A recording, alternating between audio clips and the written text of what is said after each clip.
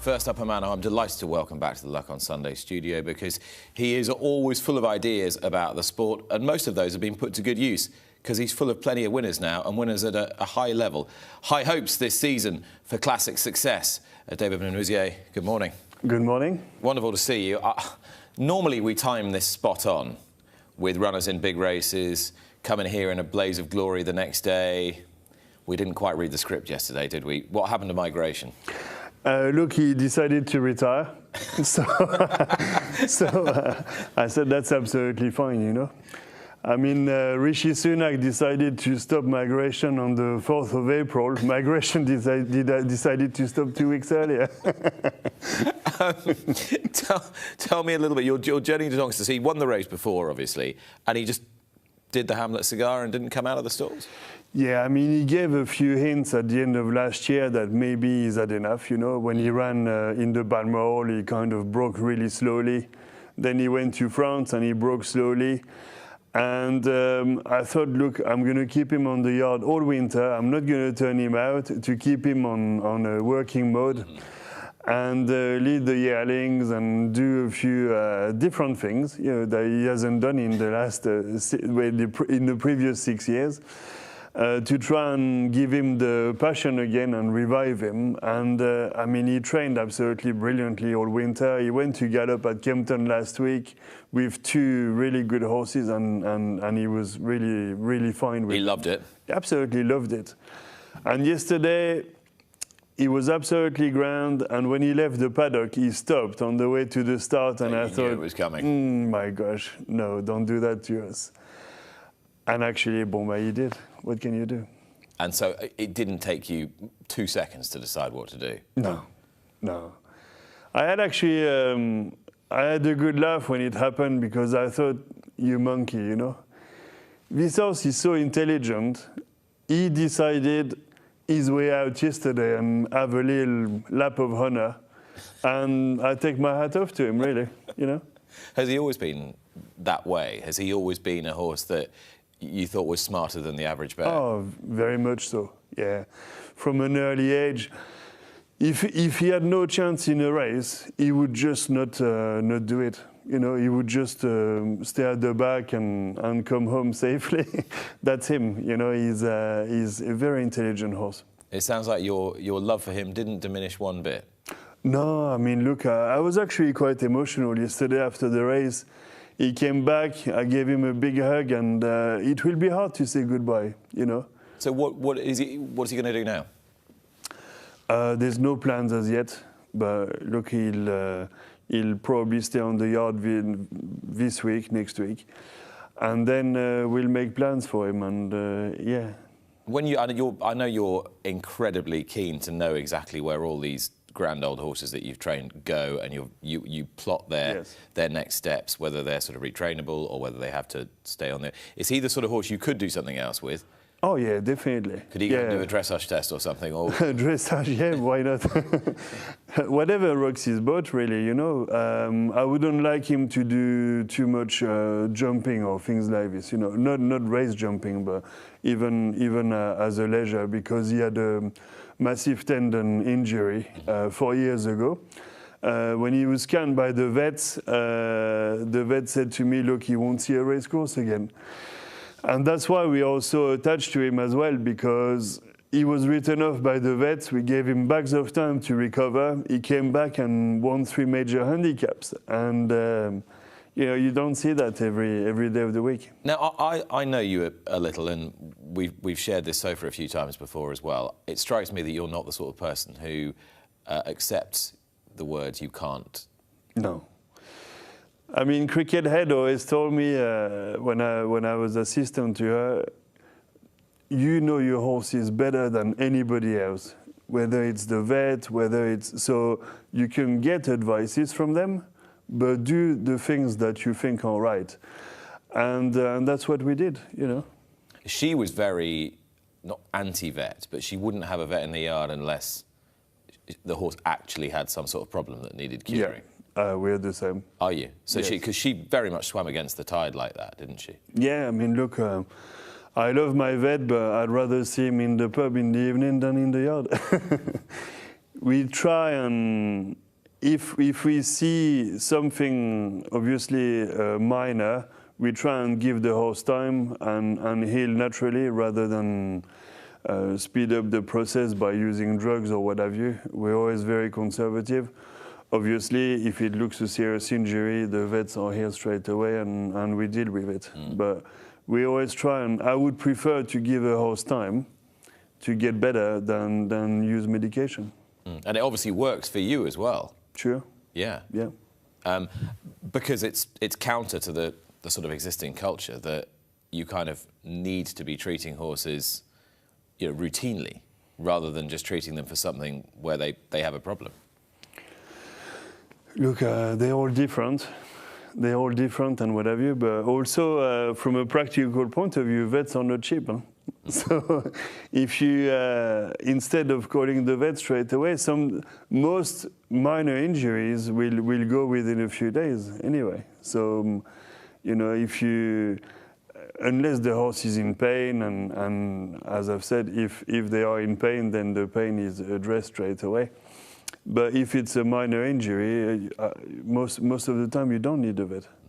How excited are you right now? Now, I know if a trainer said to me on whatever it is, March the 24th, yeah, I've not got a great bunch of horses this season, it's looking a bit grim, then you'd know it's time to give up the game. Everyone's excited at this time of year. But relative to previous years, how do you feel about the strength of the squad?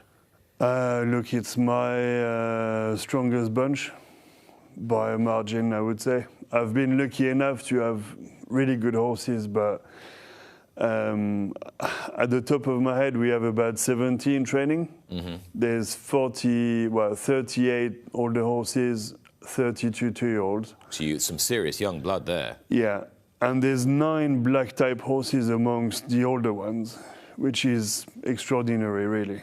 So, yeah, we're really looking forward to this season. But we stay grounded also, because we know that the game is cruel as well, so we don't tend to get too overexcited. So is this your biggest expansion? Season expansion? It was the same as 3 years ago after we won those good races with Wonderful Tonight. But I feel that we've learned from those days. We got a lot of new horses, but they were not especially the ones we needed to have. That's very diplomatic of you. Yes. Yes. And you've got everyone's 5th best homebred. Exactly. Yeah. The ones they hadn't sent to John Cosden or whoever. Yeah. Yeah. And so I feel much stronger this year with the babies. And have you had more buying power as well? I suppose that's the other thing, isn't it? It's all well to get sent lots of. Not necessarily. I think I got a lot of homebreds, nice homebreds. Buying power, pretty much the same as usual. We don't tend to buy too many every year, but we got a lot of homebreds, and I got first choice on a fair few.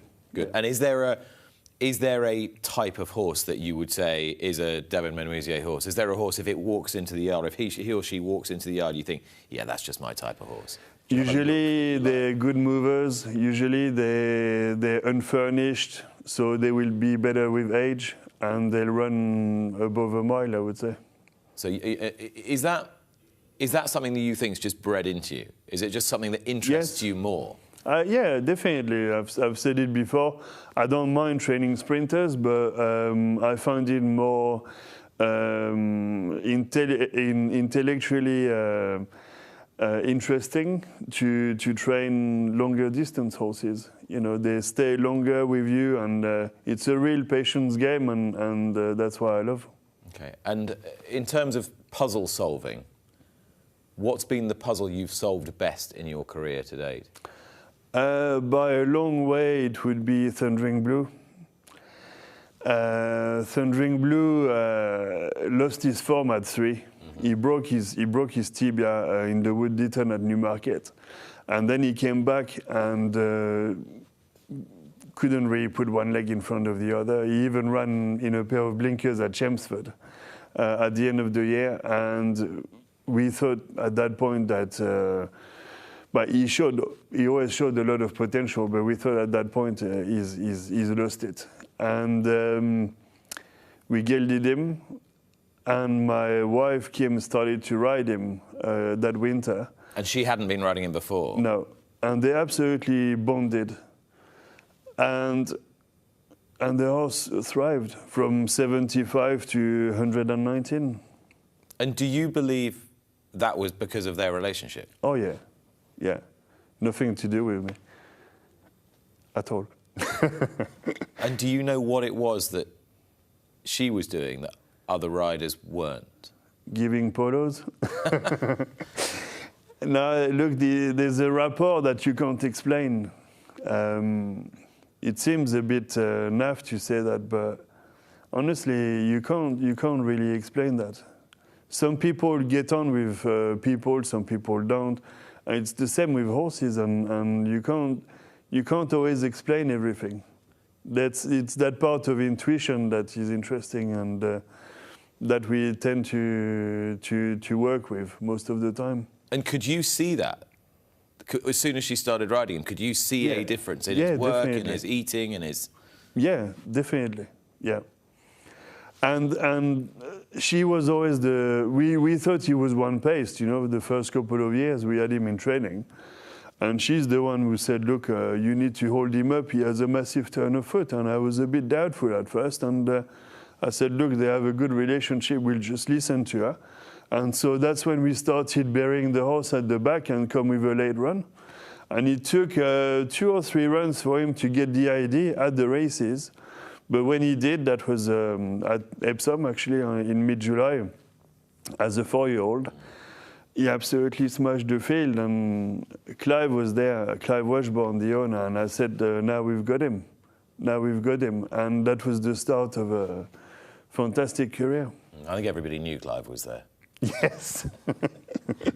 Yeah. You and he seem to have forged really quite a good friendship and relationship. Yeah. And you couldn't be more different characters.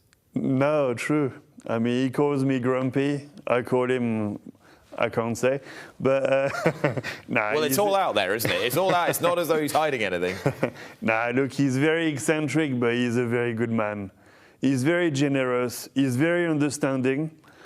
Whenever we have a problem, I pick up the phone. I said, look, we've got this, we've got that. He never gets angry. He's, okay, fine. What do we do? How long will it take? Is he going to come back? We had a horse years ago that broke both knees at Nottingham. He actually won the race and broke both of his knees after the race. The horse wasn't worth much.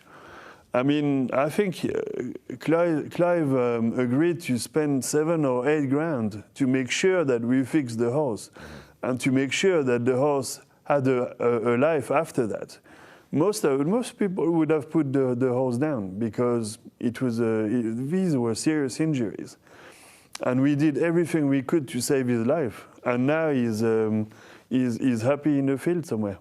And when you see an owner like that, putting a smile on people's faces when he turns up to Tats and buys a horse for a couple $100 grand and then stands up in his seat and goes, yes, in the middle of it, or whatever. Do you quite enjoy that?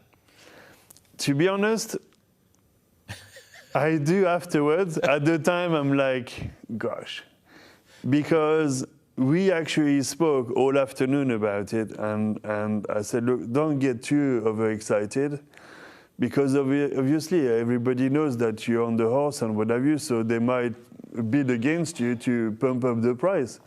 So I said, just keep a low profile. And so halfway through the bidding, he started, and I was like, gosh, we're going to overpay this horse. And we probably did, but he's a lovely He'd have horse. gone on and on and on and on. I think so, yeah. Yeah. Have you prepared yourself for his reaction if his futurity runner-up, Devil's Point, goes through the season like you hope he might and wins an absolute monster race? Look, I hope he'll have plenty of exciting days at the races, and it doesn't bother me, honestly. I've known Clive for an awful long time, and as I've said, we're used to it. We're used to it, and to be fair, he's enjoying his racing, and he shows it, and why not? Is he a real one, this horse? Yes, I think he is. I think he is. Look, the best 2-year-olds I've had before Devil's Point and Sunway were rated low hundreds. Those two came along. They rated 113 and 111. It's extraordinary to have two 2-year-olds like this amongst the top 20 in Europe in a yard like mine. And given the way that you train as well. Yes. And I don't want to overplay it, because you're not, you know, honestly, you're not namby-pamby. These horses are working hard to do a job, but given the fact that you want to build them through their season and you really aren't going for the big 2-year-old prizes, no.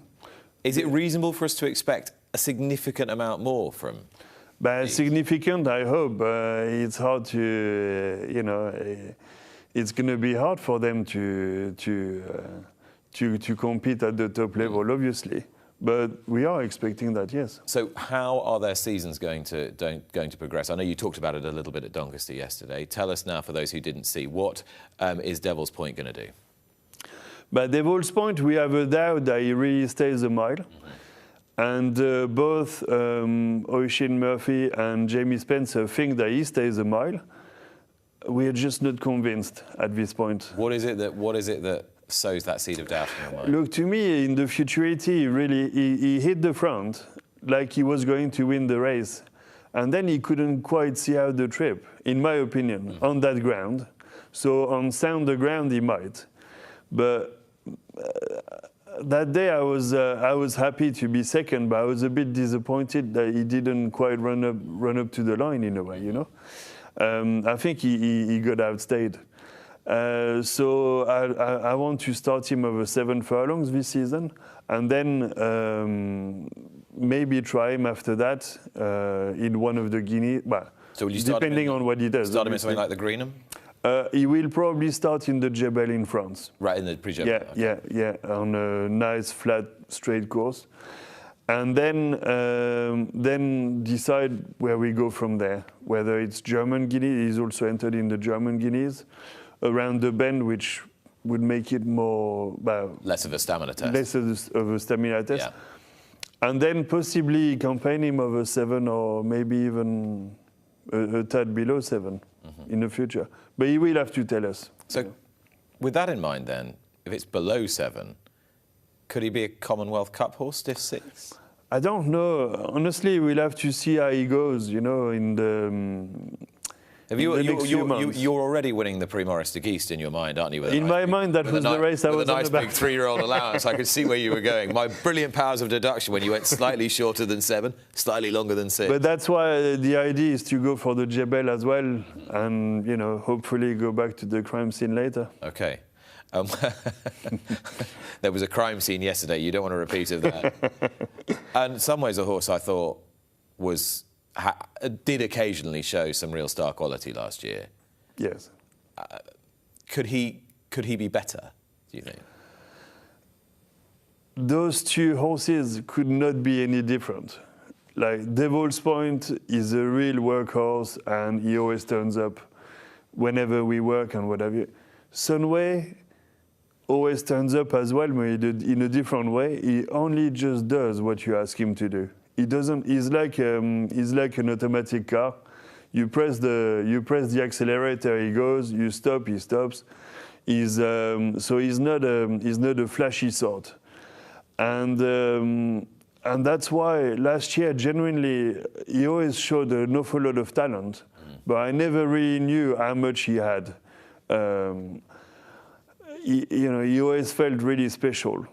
But even this year, he's training so easily. This horse never sweats. He never has a blow. It doesn't matter what sort of work you do. He never has a blow. Like, I've never seen this horse blow after a work. So I can't tell how much more he can offer. It's funny, isn't it? Because you ran him in that race at Ascot where you were probably a bit disappointed at the time and ended up being the best 2-year-old race of the whole season virtually. No, I know, but he came out of the race lame and definitely didn't run his race that day. So still didn't disgrace himself. No. As it transpired. Yeah. But yeah. And so opening salvo for him? The plan was always to go for the Fontainebleau, Group 3, 1 mile, Longchamp. Tried to be clever, and I entered in the La Force as well over 9 furlongs the week before, thinking if all the big guns go for the Fontainebleau, we might have an easier race in the La Force. It might still be the case. The entries are very strong, but they will be strong in the following race as well. I haven't written off the Greenham either, so we'll see. Now, we talked at the beginning of this interview about swimming against the tide when we were talking about vets and doing things a bit differently. I look at the pedigrees of some of these horses. Now, Sunway is bred by a man who's got a little bit of the genius about him, Guy Perriant, because he is a man who swims against the tide, and it's worked with funky stallions. Mm. And the horse that you're most excited about, arguably, is Tamfana, right? Mm-hmm. The filly. Tamfana and Sunway, both of them. Yeah. I think she's the female version of Sunway. And she's by Soldier Hollow, who's been a terrific stallion, but has probably had as many exciting jumpers as he has flat horses. And she is properly bred for stamina. This is the sort of horse that you enjoy. She's she's bred for stamina, but the stamina will be a question mark, because she's very, very quick. And in an ideal world, the main target will be the Prix de Diane this year. She's quite exceptional. And she was only 20,000 euros, which is even better. Where did you find her? I didn't find her. I can't take credit for this one. So the it was Jeremy Brummett. The Quantum Leap guys. Yes. Found her. In Baden-Baden. Jeremy Brummett, yeah. I mean, a tremendous bargain, and I feel like we're labouring a point, but it does just go to show that if you're focused on the individual and the pedigree is nice but not necessarily à la mode, then it's all about fashion. If you follow the fashions, you're not going to find those bargains. No. But if you try and buy horses with your brains, then you can.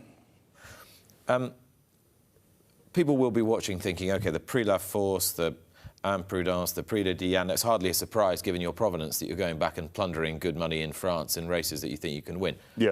But you're resolutely a man who loves training in Britain and have been, quite an Anglophile when you've appeared on this in the past. So just explain how you're thinking here. Look, I do find those races in France are easier than the equivalent races in the UK. I'm also banking on the fact that the ground will be slightly softer than it will be in the UK. But that's why these are not definite plans. Year in, year out, you would find the grounds to be a bit softer. And I always prefer to run my horses on softer ground rather than quicker ground. Full stop, as a blanket rule? Yeah, because I do think they pick up less injuries on softer ground than quicker ground.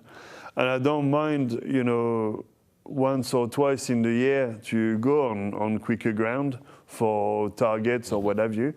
But to me, it seems logical to run on slower ground leading up to a big race. Yeah. Much more from David in a few moments' time. We're going to take a quick break. When you rejoin us, David and I will be joined by David Yates from the Daily Mirror. Watch live racing now on racingtv.com.